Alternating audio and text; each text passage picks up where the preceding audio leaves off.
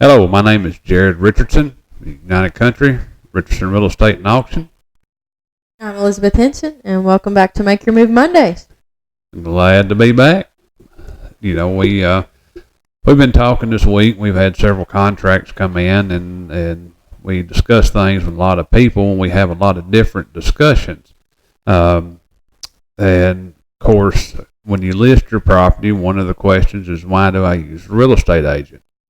I know in today's time, there's a lot of options out there for people to sell their property. I think last week we had mentioned a little bit about for sale by owner. There's nothing wrong with that. A lot of people do that, but you're going to have to know your paperwork. You're going to have to know your people. You're going to have to deal with them. You got to make sure everything is handled properly. And a lot of times owners underprice their property and don't even mean to do it. So there's a lot of advantages to having a real estate agent. So Elizabeth, can you kind of tell me what you think some of the advantages are of having an agent?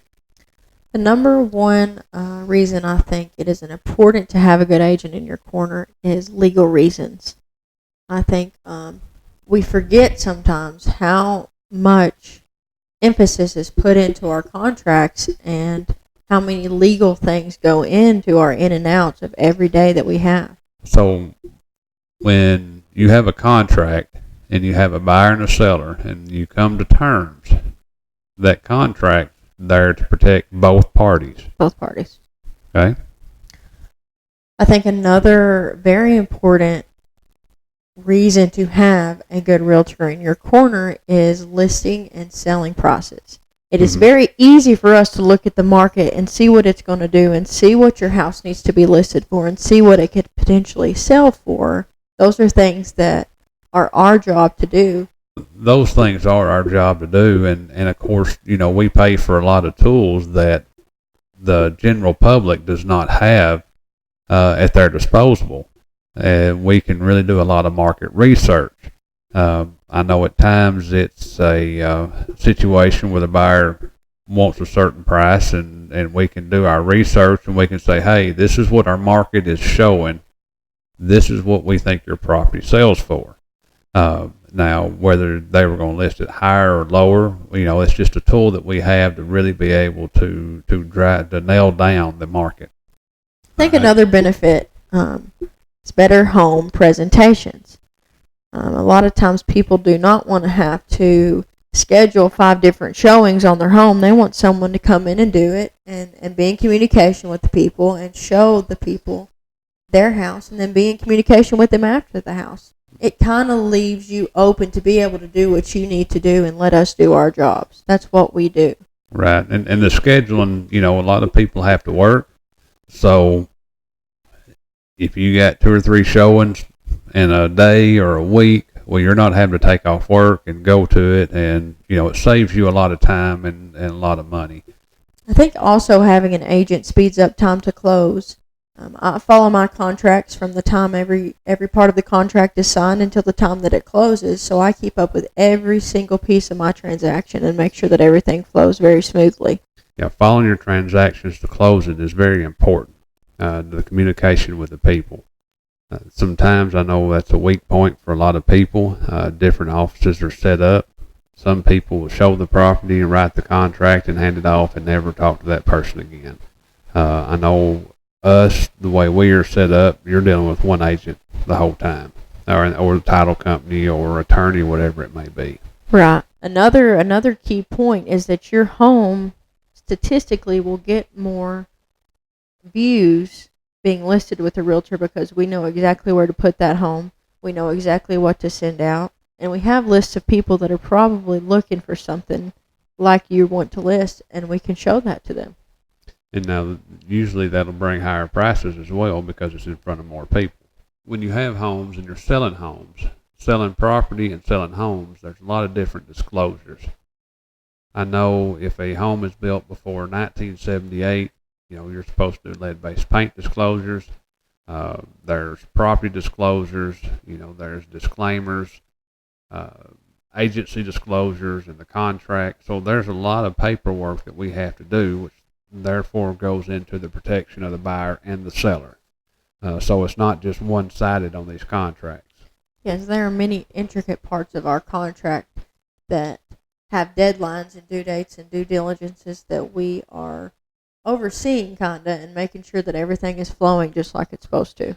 And of course, if you have trouble with a home inspection, what do you typically do in that situation?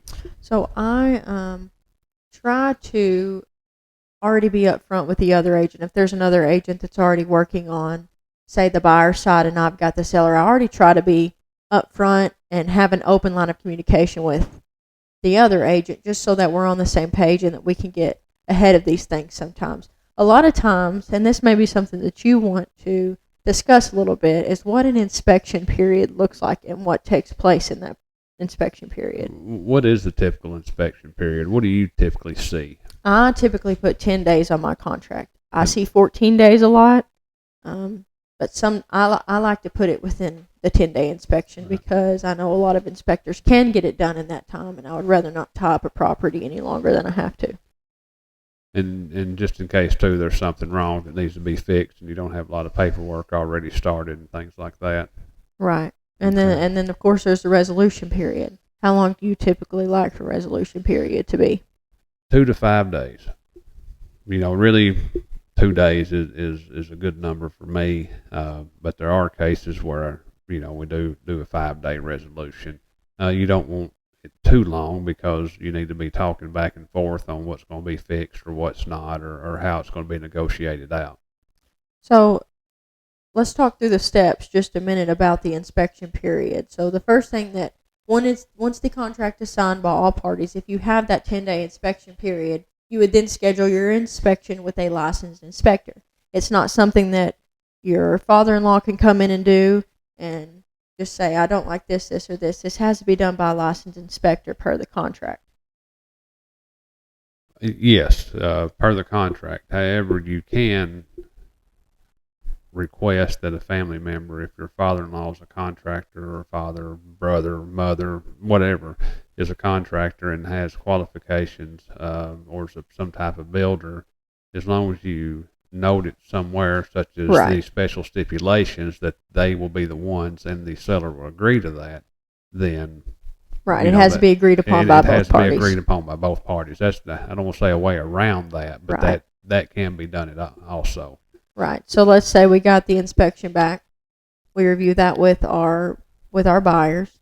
They would then, if there's anything that's on the inspection that they do not like, or any major malfunctions with the home that they would not like to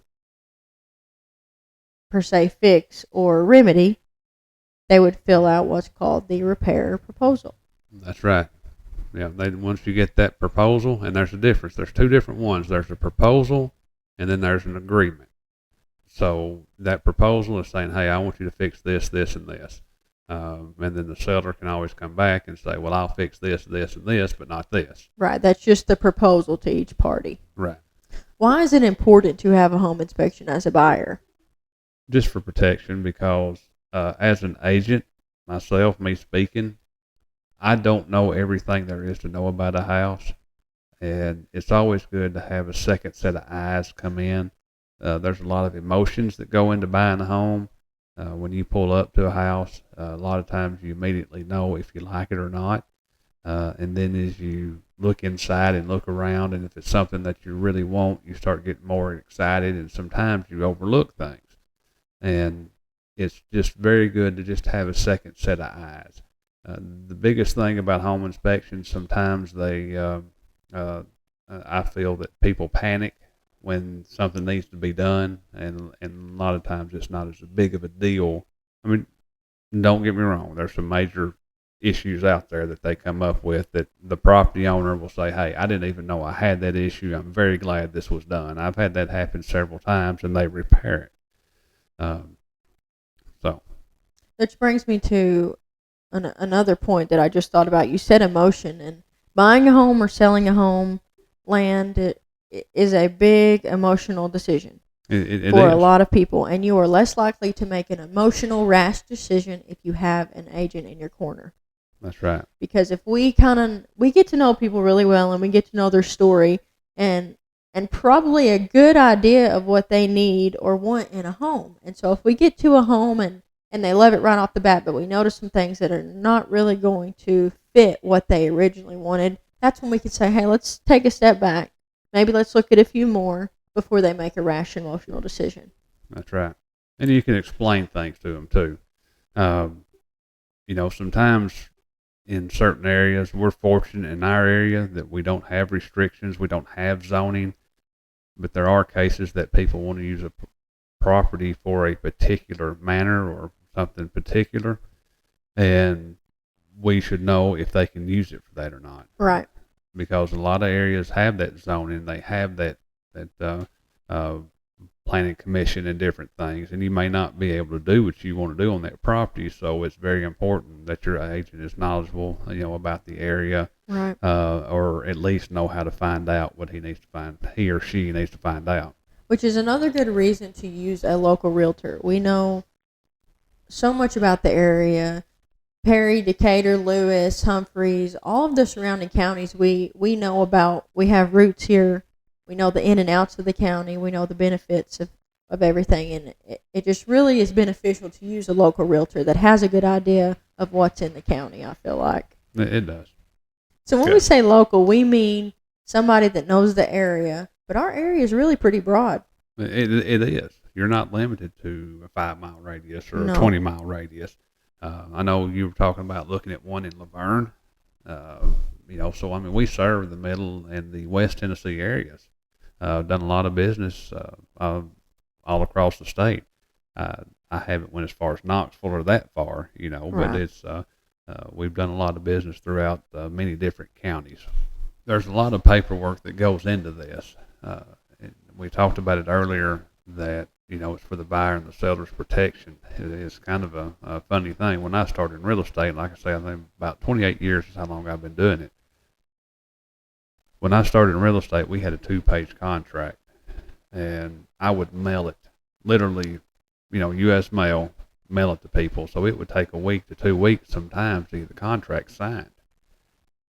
And I still have some sellers that's the way that they're going to do it because they're older and that's just what they want to do. This day and time with the electronics, we're able to email all the paperwork. And I don't want to say instant, but usually within 24 hours you can have everything signed and back. And that's one reason too that things move so fast these days. It's really handy for us as the younger generation who are buying up homes, especially somebody who might be buying your property out of county or out of state.